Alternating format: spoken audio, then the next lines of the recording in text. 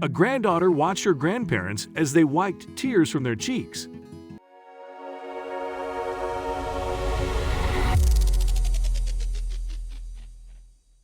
She couldn't stand by as they experienced sadness and pain, so she took a photo and asked people online to help. Ashley Bardiak looked up to her grandmother and grandfather, admiring their decades-long marriage.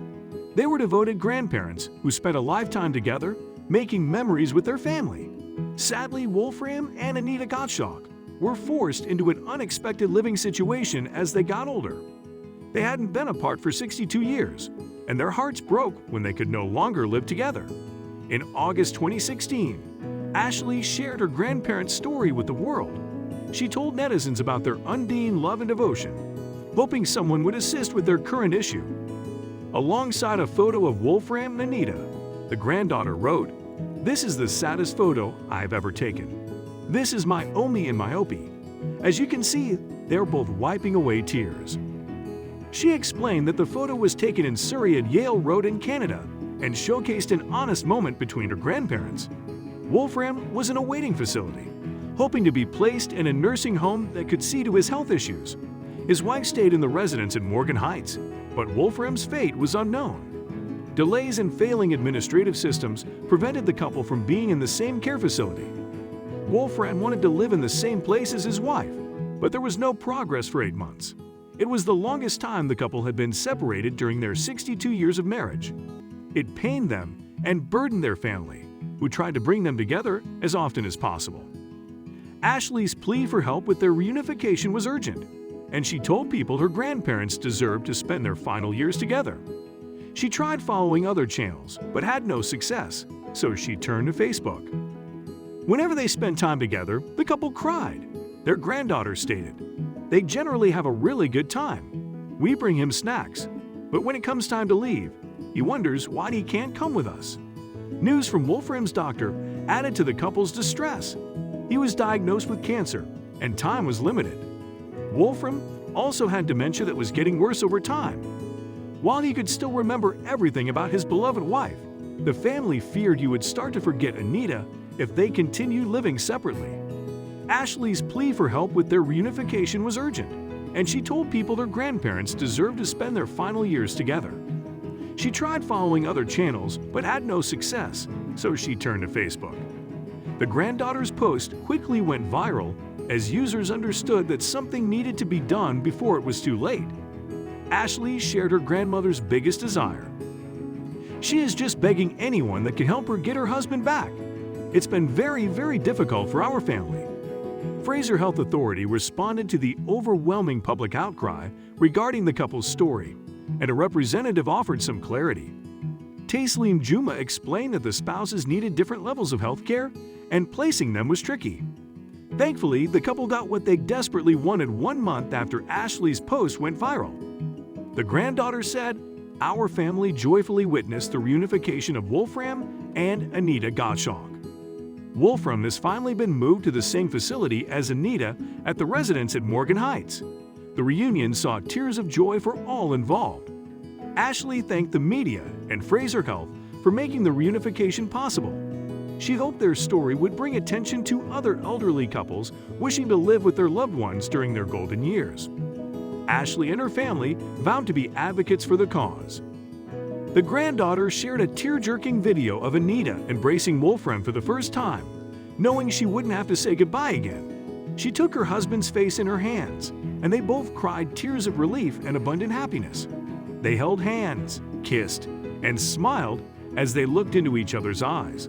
It was a touching moment, and something they truly deserved. Well done to Ashley for fighting for her precious grandparents. Let's move on to the next story. True love and devotion exist, and one man from Waikiki, Hawaii, embodied it perfectly. After his beloved wife passed away, he never stopped visiting her grave.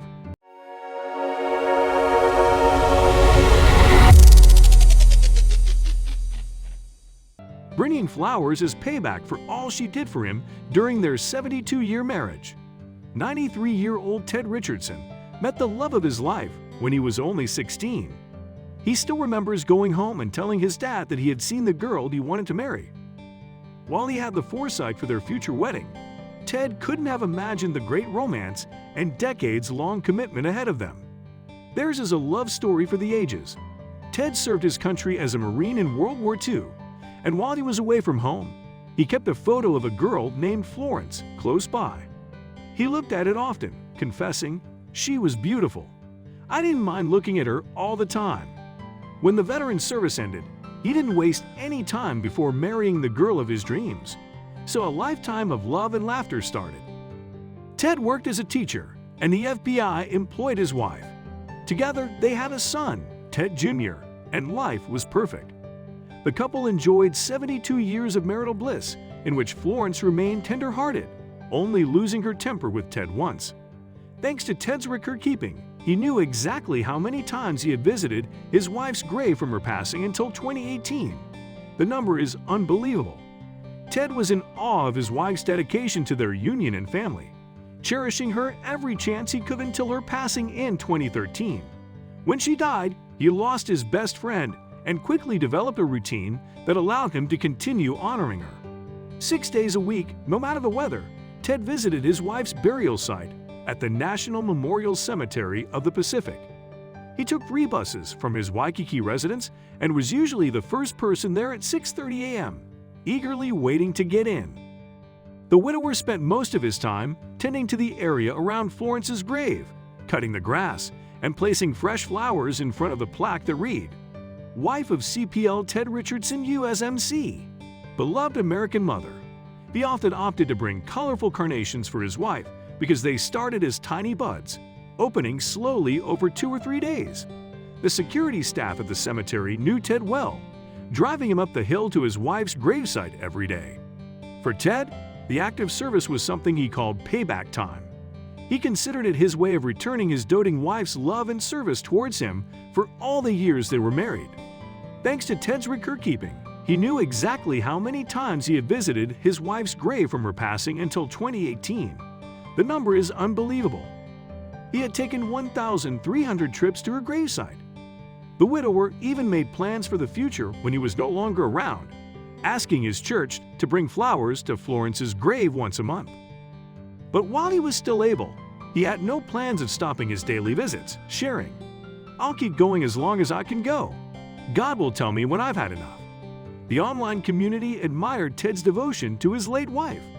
Many people shared their desires to have a beautiful love like theirs, while others applauded the sweet and caring veteran.